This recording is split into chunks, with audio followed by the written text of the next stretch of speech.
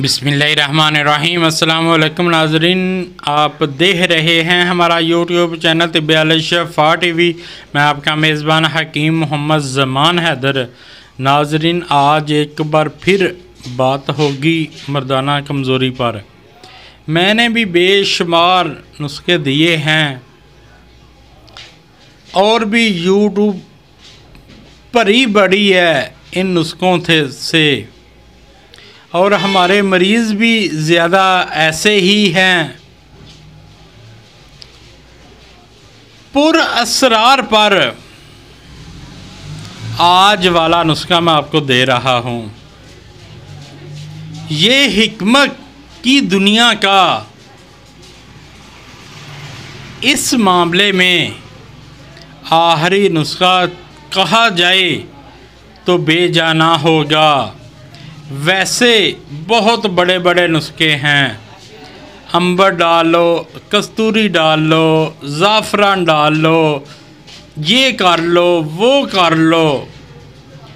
ये कम खर्च है और बाला नशीन है, बस यही बात है।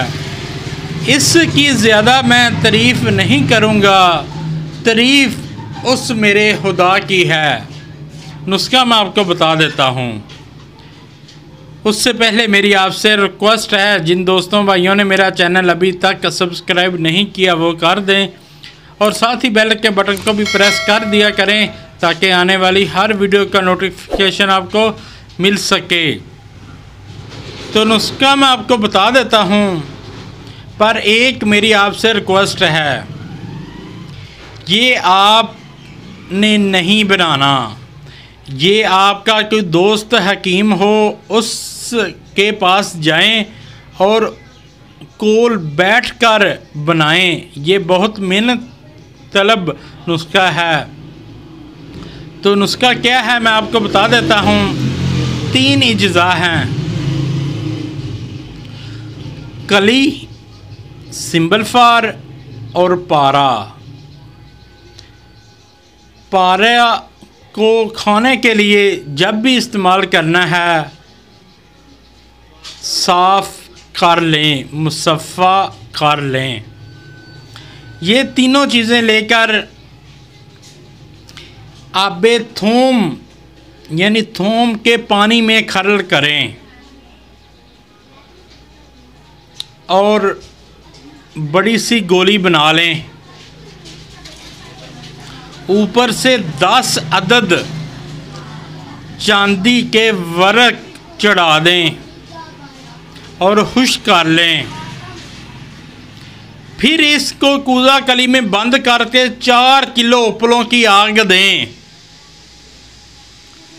ये अमल 5 बार करना है। इसको पीस लें और 1 चावल इसकी खुराक है। बस इतना ही कहूँगा, इससे बड़ा कोई नुस्खा नहीं। ये ऐसे इस्तेमाल नहीं करना।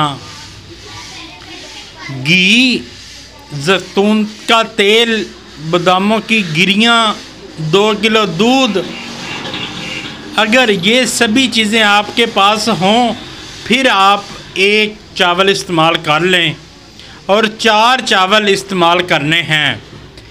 इसके बाद किसी भी तरह की कोई ज़रूरत नहीं रह जाएगी इंशाअल्लाह।